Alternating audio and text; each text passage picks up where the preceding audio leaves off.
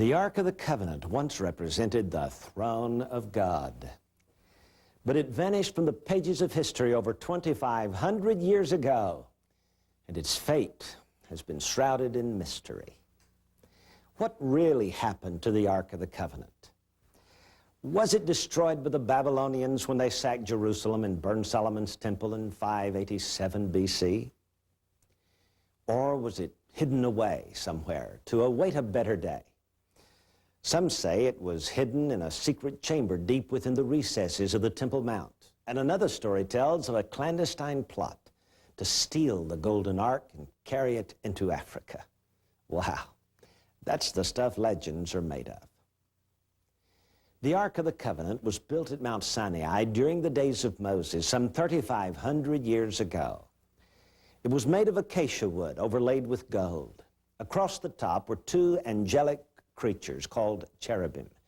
Their wings spread across the ornate crown work, adorning what the Bible called the mercy seat. The ark was designed to house two tables of stone upon which the finger of God had written the Ten Commandments. It was said that a strange light emanated from the ark. Jewish theologians called this light the Shekinah. We call it the Shekinah, the presence of God's glory. For hundreds of years, it was the focus of Jewish worship. Did the Ark of the Covenant escape the onslaught of the Babylonian army?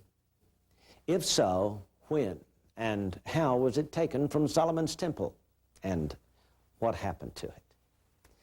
The ancient apocryphal book of 2nd Maccabees, dating back to the 2nd century BC, reported that Jeremiah took the Ark of the Covenant out to Mount Nebo.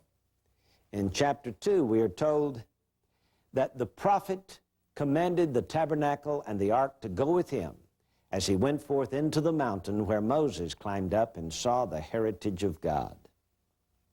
And when Jeremiah came thither, he found a hollow cave wherein he laid the tabernacle and the ark and the altar of incense, and so stopped the door. Now, this would have happened prior to the Babylonian destruction of Solomon's temple in 587 BC. But is this a true account? Or was it a diversionary tactic designed to deliberately mislead those who would later try to search for the Ark of the Covenant? For you see, we're told in chapter 1, verse 1 of 2nd Maccabees that the book was written to the Jews that are throughout Egypt. Could this story have been sent to Egypt to inform the brethren that this was to be their cover story? Could the ark have been taken into Egypt instead, and from there in later years to Ethiopia? Ethiopian history records a story that the Queen of Sheba journeyed to Jerusalem because she had a foot disorder and had heard that Solomon had knowledge of medicines and herbs. While there, she fell in love with her physician. And from their union came a son, Menelik, of whom the late Haile Selassie claimed to be the 225th descendant.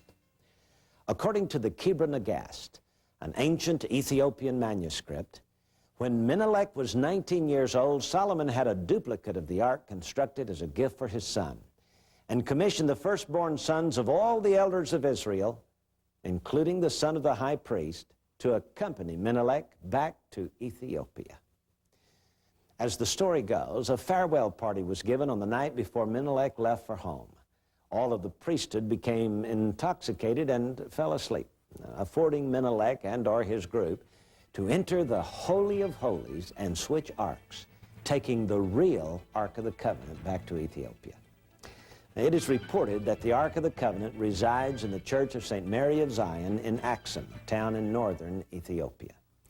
Indeed, has the true Ark of the Covenant survived the centuries? Did Menelik take the revered object during the reign of Solomon? Well, my observation is that it would have been no small task. According to Alfred Edersheim, in his book, The Temple, Its Ministry and Services, some 240 priests and Levites were on duty every night at sunset. At sunset, the night crew would come in as the day crew left, and the massive gates were closed, some requiring the united strength of 20 men. Then the temple keys were hung up in a hollow square under a marble slab in a room, in the fire room, which was also designated as the chief guard room of the priests. Guards in groups of 10 were placed in each of 24 locations about the gates and the courts. There were 21 stations which were occupied by Levites alone, and the other innermost 3 gates were guarded jointly by priests and Levites. These guards were under the command of the captain of the temple. And during the night, the captain of the temple made his rounds. On his approach, the guards had to rise and salute him with in a particular manner. Any guard found asleep when on duty was beaten, or his garments were set on fire. Hence the admonition, "Blessed is he that watcheth and keepeth his garments." Now, I don't doubt that Solomon could have had a son by the Queen of Sheba, but it would seem unlikely that Menelik or any contingent of Ethiopians could have gotten into the temple and stolen the Ark of the Covenant. Yet, that is the official story of Ethiopian history. Well, if Menelik did not or could not take the Ark of the Covenant, who did? And when? In 2 Chronicles chapter 5 and verse 9, we are told that Solomon built his magnificent temple as a resting place for the Holy Ark. On the day of its dedication, the priest placed the sacred chest in the Holy of Holies. And they drew out the staves of the ark, that the ends of the staves were seen from the ark before the oracle, but they were not seen without. And there it is unto this day.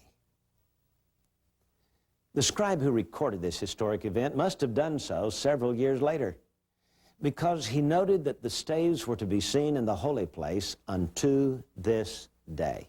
Evidently, then, he was not an eyewitness. He could have even recorded this story long after Solomon's death. But of this we can be certain. The Ark of the Covenant was still in the temple when the scribe recorded this verse, some years after the event. Otherwise, he would not have felt the need to write that the staves of the ark could still be seen in the holy place unto this day. So, when and how was the ark removed from Solomon's temple? And where was it taken? According to Graham Hancock, in his book, The Sign and the Seal, the ark was removed from the temple some years after the death of Hezekiah. His theory is both fascinating and plausible enough to merit our consideration. Hancock says that the ark was still in the temple when King Hezekiah pleaded for God to save Jerusalem from Sennacherib in about the year 701 BC. Hezekiah took Sennacherib's letter up to the temple and laid it before the Lord. Note Hezekiah's use of the term between the cherubim. 2 Kings chapter 19, verses 14 and 15. And Hezekiah received the letter at the hand of the messengers and read it. And Hezekiah went up into the house of the Lord and spread it before the Lord. And Hezekiah prayed before the Lord and said, O Lord God of Israel, which dwelleth between the cherubim, thou art the God, even thou alone, of all the kingdoms of the earth. Thou hast made heaven and earth. In the following verses, Hezekiah asked to be spared, and Isaiah returns the message that God has heard and will save Jerusalem. The next morning, when Sennacherib arose, 185,000 of his army were dead. The monarch returned to Assyria a defeated man. Note that Hezekiah used the term between the cherubim. This terminology implies that the ark was still in the Holy of Holies in about 701 BC, at the time of Sennacherib's invasion.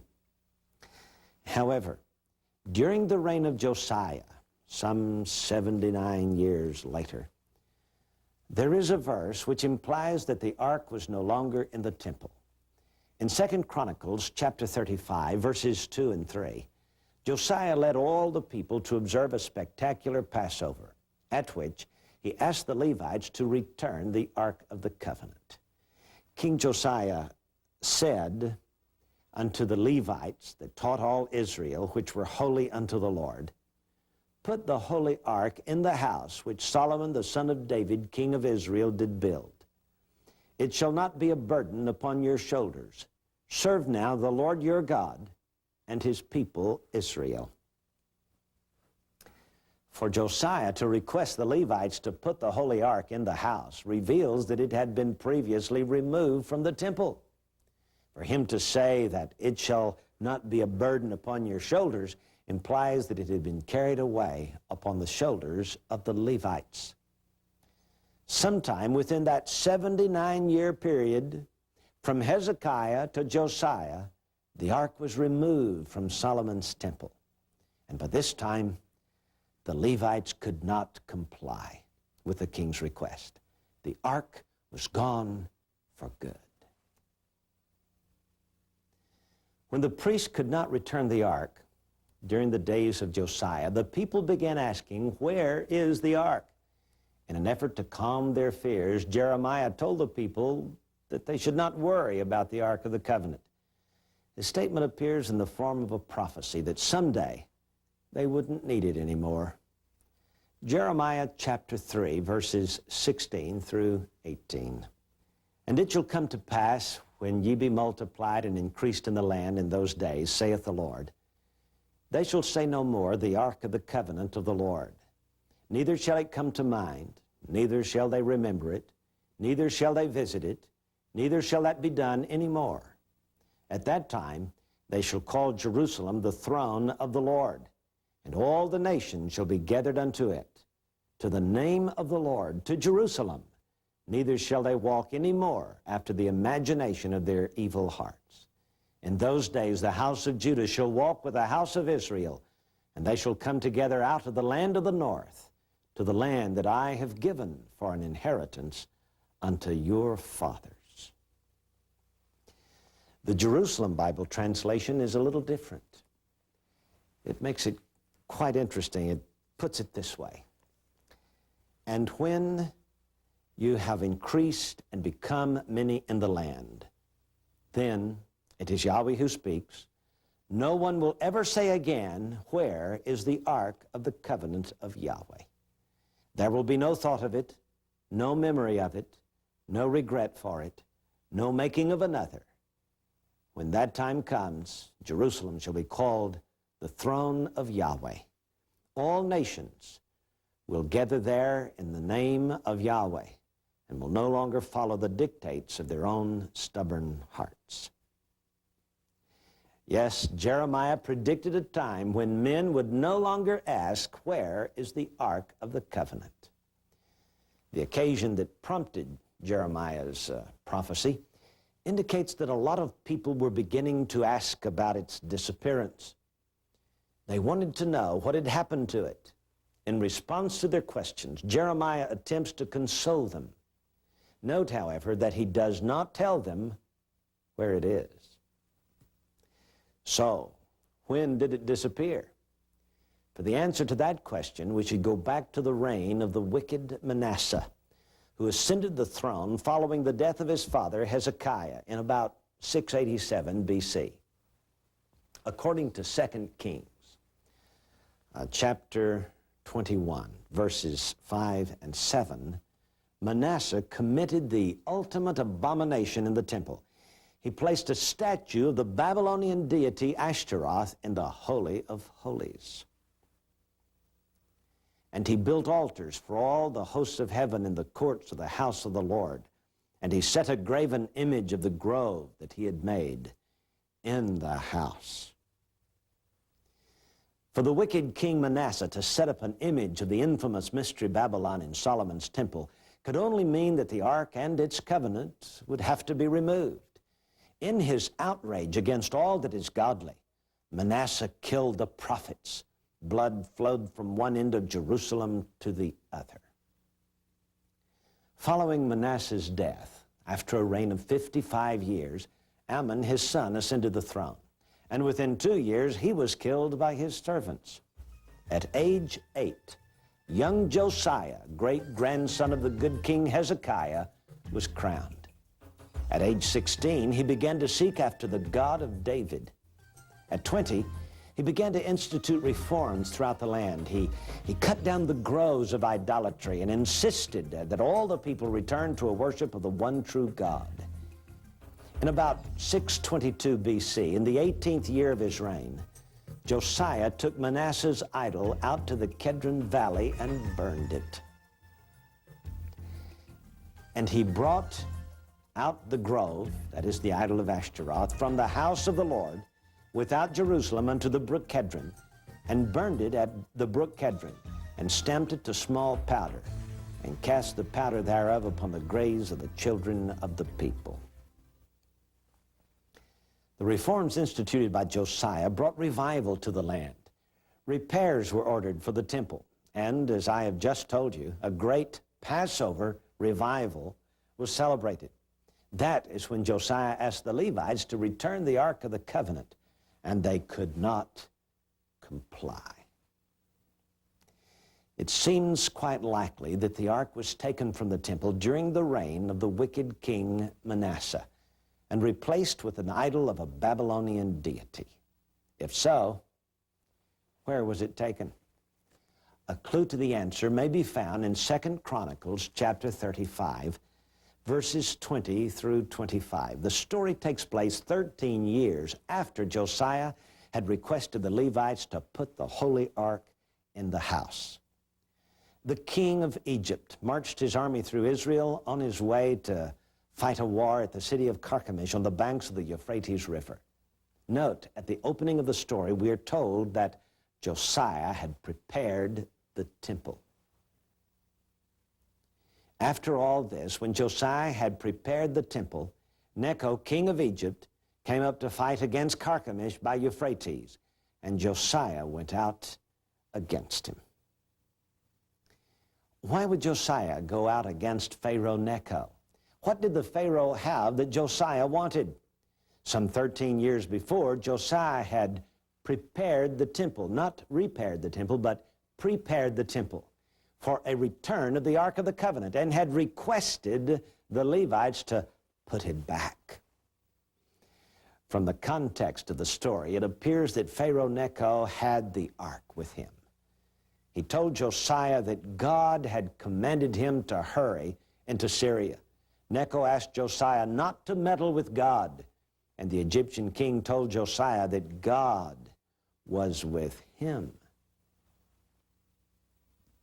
But he sent ambassadors to him, saying, "What have I to do with thee, thou king of Judah? I come not against thee this day, but against the house wherewith I have war. For God commanded me to make haste.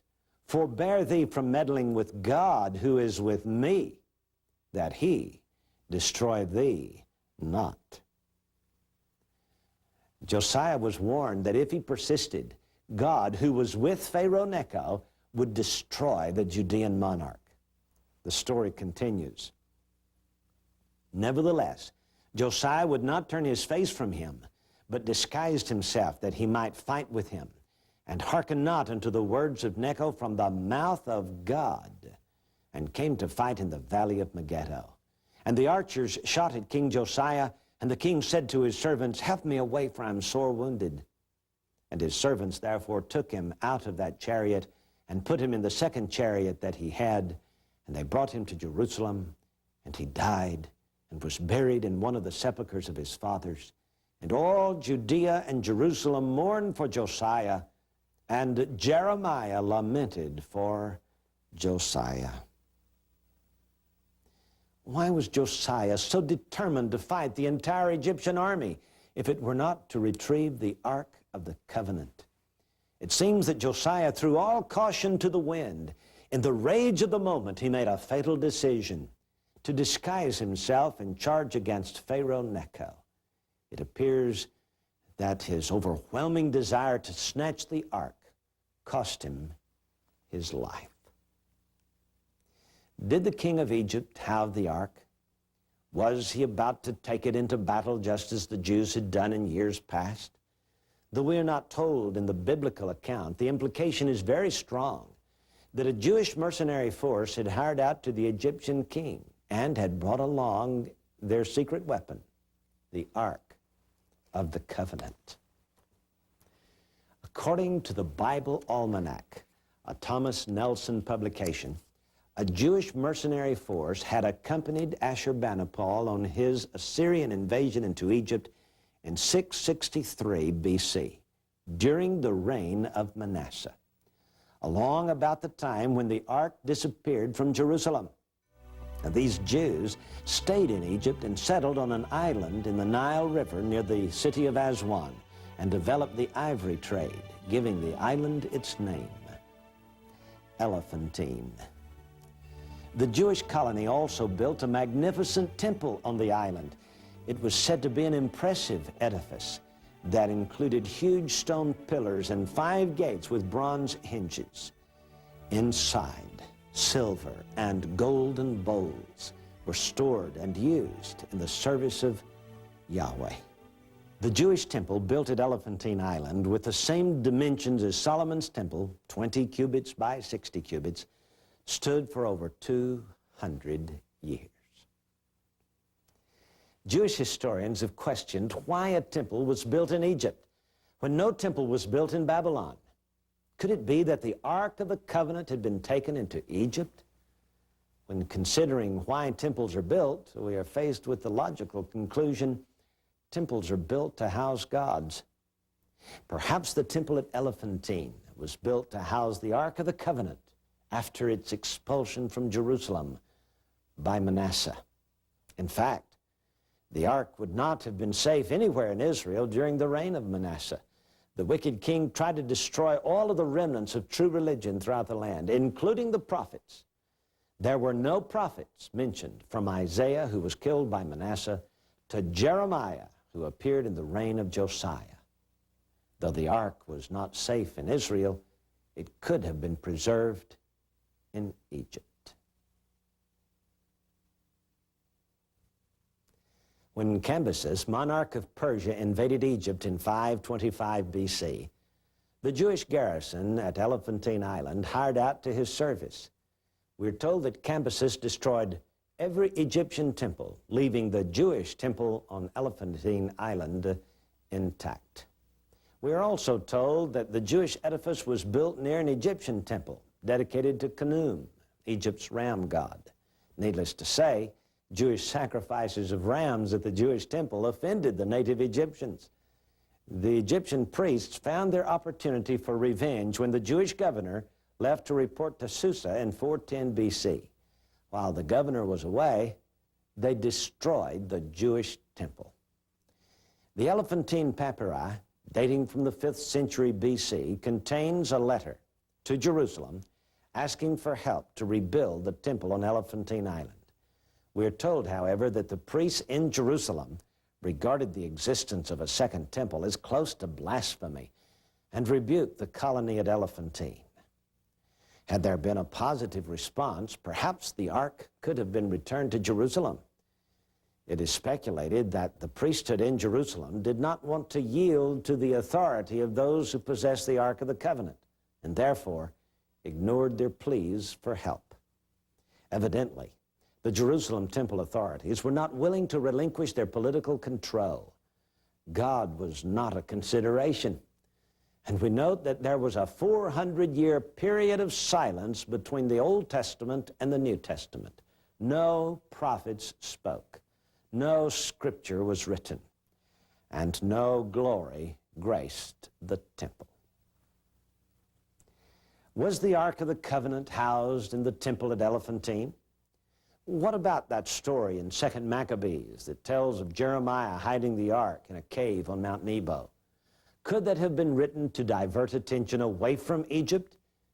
Since the book of 2 Maccabees was written to the Jews in Egypt, perhaps the story was circulated to inform the brethren at Elephantine Island that the story of hiding the ark on Mount Nebo was hatched up to deliberately mislead those who would later search for the Ark of the Covenant.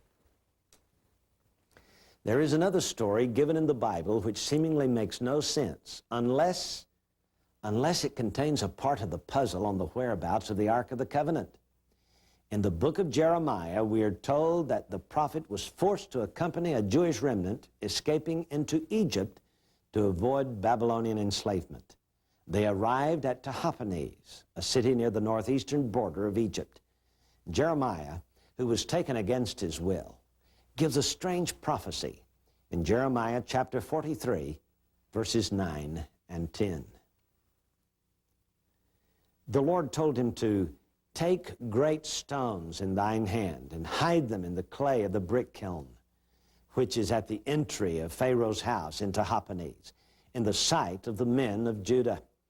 And say unto them, Thus saith the Lord of hosts, the God of Israel, Behold, I will send and take Nebuchadrezzar, the king of Babylon, my servant, and will set his throne upon these stones that I have hid, and he shall spread his royal pavilion over them. The prophecy makes little or no sense unless those great stones represented the famous covenant written by the finger of God.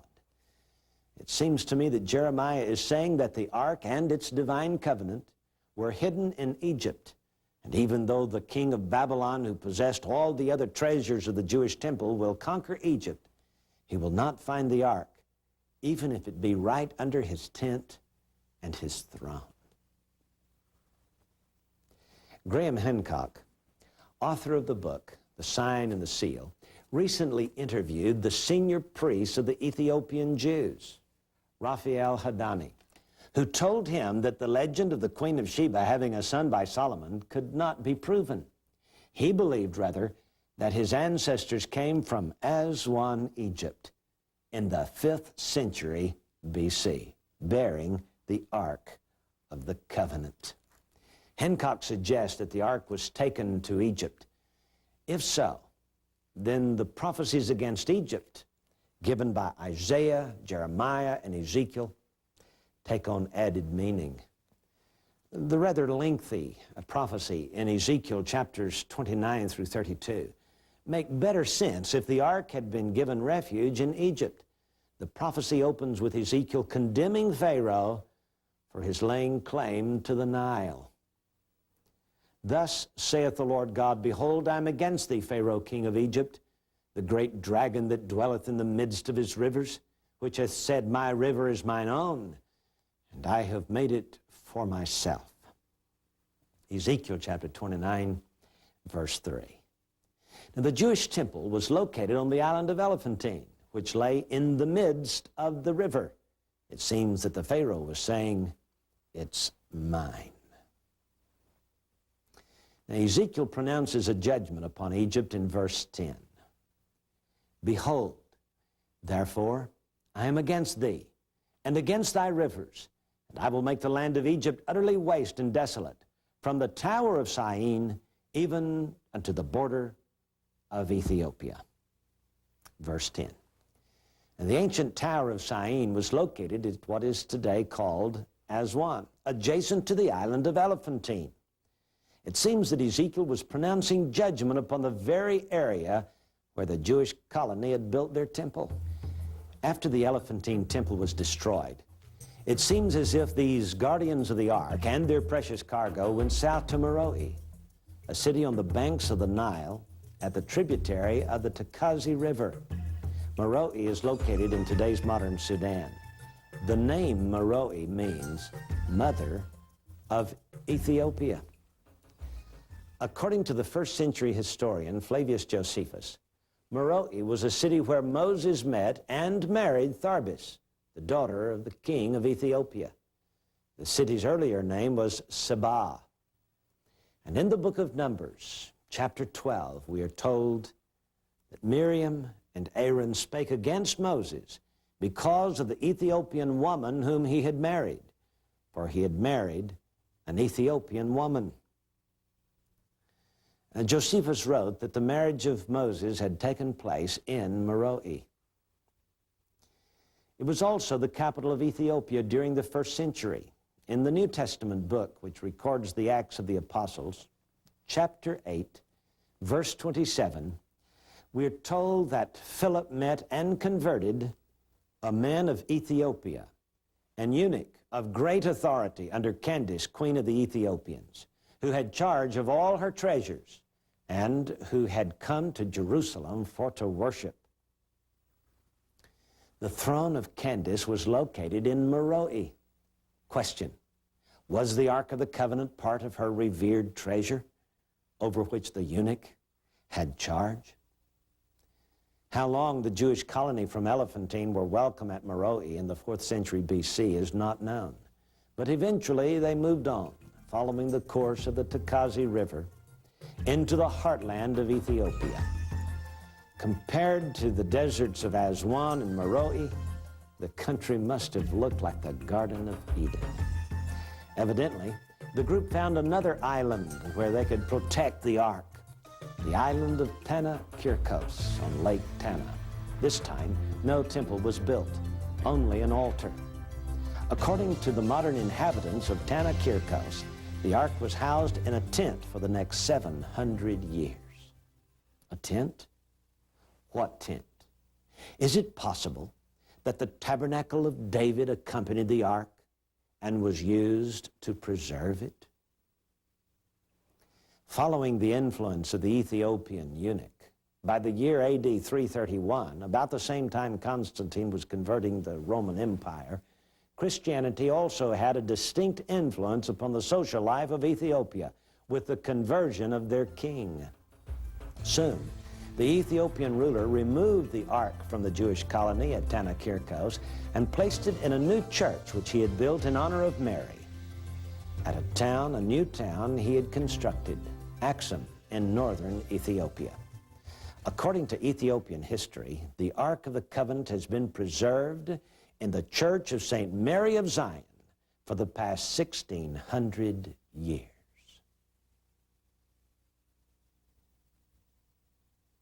One of the interesting sidelights of history is that in the middle of the 12th century, Harbe, a pretender to the throne of Ethiopia, tried to kill his brother, Prince Lalibela.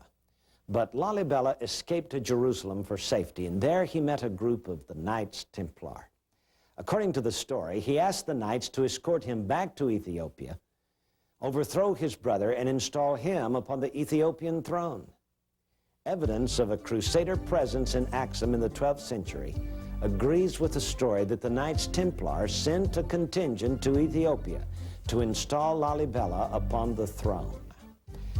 Crusader crosses are prominently displayed in various places around northern Ethiopia.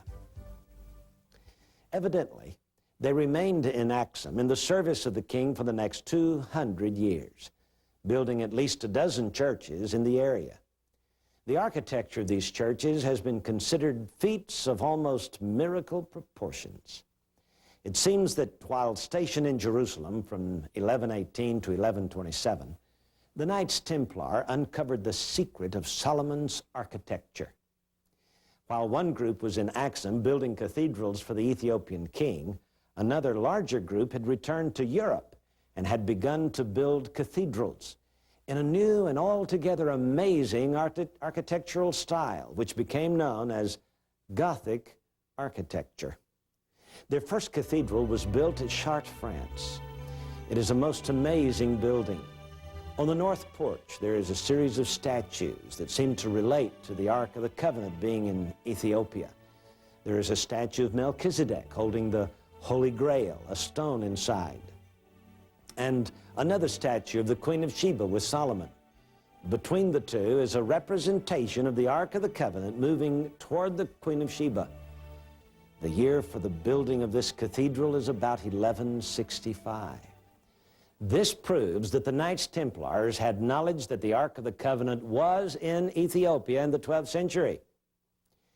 And in the acquaintance of the builders of the Chartres Cathedral was none other than Wolfram von Eschenbach, author of the poem Percival, written and published between 1195 and 1210. This so-called legend of the Holy Grail, written by Eschenbach, may well have been a coded story, not of a quest for the cup out of which Christ drank, but for the Ark of the Covenant. The Ark, too, was a golden vessel. It bore the stone tablets written by the finger of God. In Eschenbach's poem, in his poem concerning the legend of the Grail, Percival goes on a quest to find not a cup, but a stone. The legend tells of Percival's father traveling into a foreign country called India, where he falls in love with a black woman. And when she is 3 months pregnant, he leaves her, goes back to Europe, marries, and produces Percival. In medieval Europe, all nations that bordered the Indian Ocean were called India, including Ethiopia. The black woman bears a son and names him Pharaohus. He and Percival are half-brothers, having the same father. The city to which Percival travels in search of the Grail could have been in Ethiopia. In the end of the story, the son of Pharaohus becomes the monarch of this mystical place called India and is referred to as the Prester John. According to the World Book Encyclopedias, a 15th century expedition from Portugal reported that the title of the king of Ethiopia was Prester John. Prester means priest, and John appears to be a European pronunciation of the Ethiopian title of Zan. In 1976, Reader's Digest published a book entitled Strange Stories and Amazing Facts. On page 440, they reported that the legend of the kingdom of Prester John was not modern India, but ancient Ethiopia. The article states that Prester John's palace was built of crystal and roofed with precious gems. The king slept on a bed of sapphires, and the fountain of youth was available to all. And the king himself was 562 years old. A bit of an exaggeration, I'm afraid. In the book, Holy Blood, Holy Grail, author Michael Bagent poses the question as to why the Knights Templar seem to have a special regard for the name John. Perhaps it was because the king of Ethiopia bore the title Prester John. We can also better understand the significance of the bees to the knights, since the name Lalibela means the bees have recognized his sovereignty. It appears that the legend of the Holy Grail was really a cryptic story about the attempt of the Knights Templars to find and retrieve the Ark of the Covenant. Else, why would a contingent of Knights Templars remain in Ethiopia for over 100 years? In 1307, Philip, King of France, and his puppet Pope Clement V outlawed the order of the Knights Templars, overran their castle in Paris, and arrested thousands of them throughout France and across Europe. We've often wondered why such drastic measures were suddenly taken against the Templars after 200 years of prosperity and growth for the group. Well, Vatican sources report that a delegation from the King of Ethiopia visited Pope Clement V in 1306, just about a year before the Inquisition against the Templars. It appears that the newly installed King of Ethiopia feared what the Templars might do. He must have suspicioned that the group was planning to snatch the Ark of the Covenant and bring it to Europe. The Ethiopian monarch could have sent word to the Pope that the Templars were planning to take over Europe and the world if they could lay their hands on the Ark. What power could be theirs? No one could stop them, not even the Pope. It seems like politics, again, ruled the day. The Pope outlawed the Templars and burned their Grand Master, Jacques de Molay, at the stake. Some of the Templars fled to Scotland, where they developed into an order of the Masonic Lodge. Another group fled to Portugal, where the king simply changed the name to the Order of Christ and turned all of the Templar property over to them. There are stories of trips made to Ethiopia by both groups during the following centuries. Ethiopian history records the arrivals of groups from Scotland and Portugal, but suspicion ran high that their real missions were to snatch the Ark of the Covenant. Is it possible that in 1492, when Columbus set sail to find a closer route to India, that he was really looking for Ethiopia? Now consider these clues. First of all, the sail on the Santa Maria sported a huge red cross, the cross of the Knights Templar. Second, his ship was given the same name as the Church of St. Mary of Zion in Axum, where the Ark was preserved. It was called the Santa Maria. Third, when his expedition met the natives on the Caribbean island, they tried to communicate with the Indians in the Hebrew language. Fourth, though Columbus had a contingent of Jews on board his vessels, the Jews were expelled from Spain that same year. Perhaps Ferdinand and Isabella wanted the Ark of the Covenant, but did not want to have to explain it to the Jewish community in Spain. Fifth, according to the legend of Prester John, the Fountain of Youth was located in his kingdom. And on the second voyage of Christopher Columbus, his associate, Ponce de Leon, explored Florida and drank from every spring, every stream and brook in hopes of finding the elusive Fountain of Youth. Finally, why did Christopher Columbus end up in a Spanish prison unless he could not produce his promised cargo? In the final analysis, it looks like the stories about the search for the Holy Grail were really coded stories about the quest for the Ark, intended to be understood only by the members of the secret society who possess the key to the code.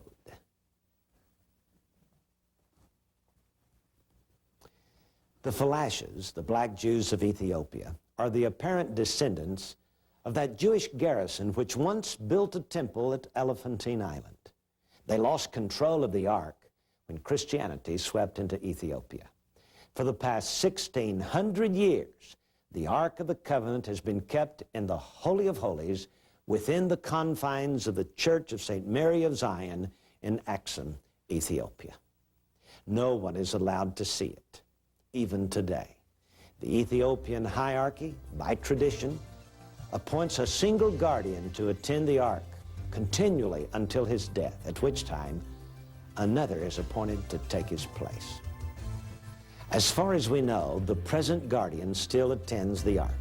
Israel's sacred covenant and its Ark is said to be in the hands of Christian priests who are not inclined to return it to Jewish control. Oh, really? Since 1948, Jews from all over the world are returning to their promised land. Ancient prophecies are coming to pass with an ever-increasing rapidity. In Jerusalem, since 1984, the Temple Institute has been preparing most of the attending tools for temple liturgy.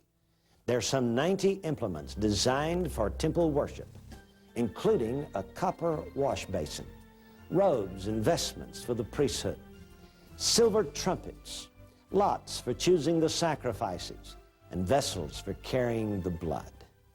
These tools now await the return of their most important centerpiece, the Ark of the Covenant.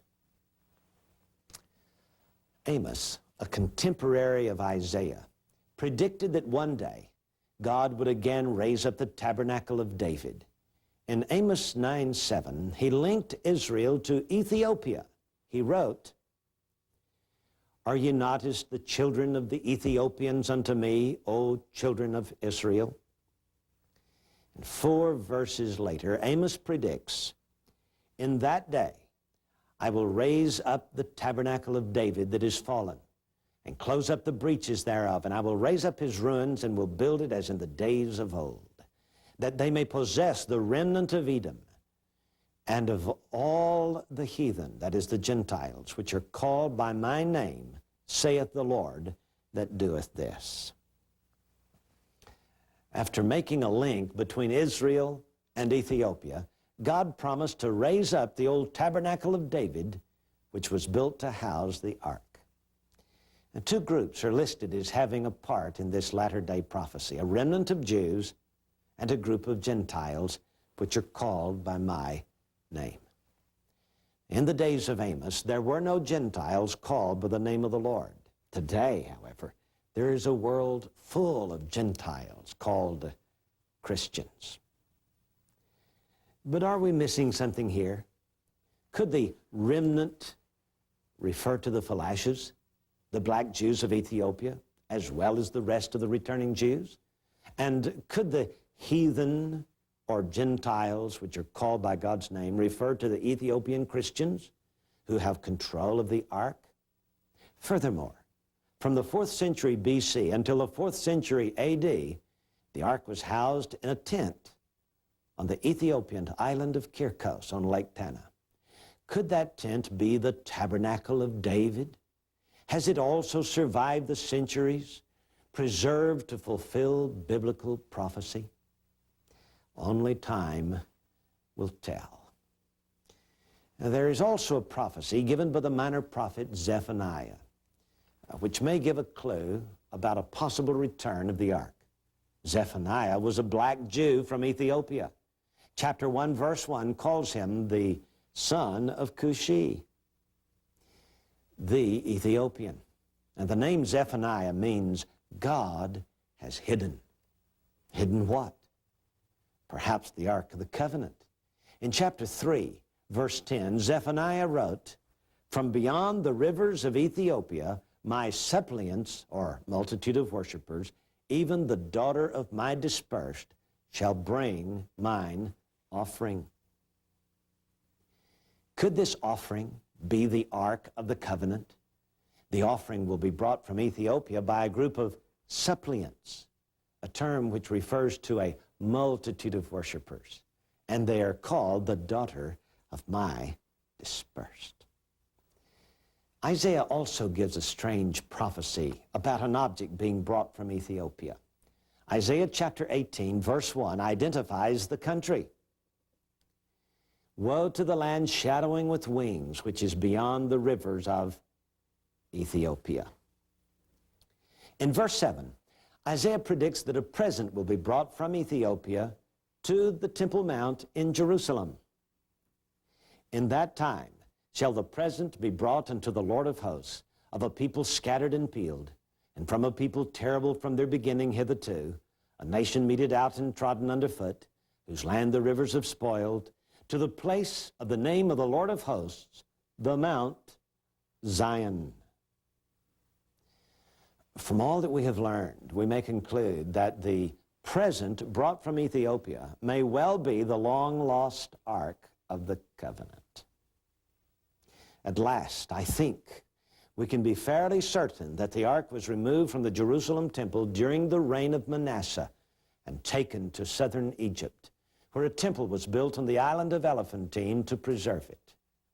After the Egyptians destroyed that temple in 410 BC, the Jewish colony moved south into Ethiopia. They lived there until their return to Israel from 1984 to 1991. In a dramatic and daring series of rescues, some 30,000 Ethiopian Jews have been brought to Israel. The first rescue effort in 1984 was called Operation Moses. Following that came Operation Sheba. In May of 1991, under Operation Solomon, some 14,400 Phalashes were airlifted in a 24-hour period. Huge 747 jumbo jets were used. The seats were removed, allowing 1,080 people to be crowded into a single aircraft. During the series of 3.5-hour flights from Addis Ababa, 7 babies were born, fulfilling a prophecy given in Jeremiah chapter 31, verse 8, which says, "Behold, I will bring them from the coasts of the earth, and with them the woman with child, and her that travaileth with child together, a great company shall return thither." During those years in Ethiopia, they were called Phalashes, meaning strangers. Now they are home, no longer strangers. The only questions yet to be answered are, when will the Ark of the Covenant emerge from its present hiding place? When will the Jews take back the Temple Mount, presently controlled by the Muslims? and set up the Tabernacle of David. In April 1992, the Jewish priesthood received a special ordination blessing at the Western Wall. Now, for the first time in nearly 2,000 years, Judaism has a priesthood, awaiting the erection of the Tabernacle of David. Also, in the spring of 1992, Rabbi Yehuda Getz and Rabbi Shlomo Goren appeared on CBS television to report finding the Ark of the Covenant in an underground secret chamber deep beneath the Temple Mount. They reported making their find in 1981. But did they really find the Ark under the Temple Mount? Or is that another diversionary story to keep the Ethiopian government from discovering that they actually obtained the Ark of the Covenant from the returning Ethiopian Jews? Wow. That's the stuff legends are made of.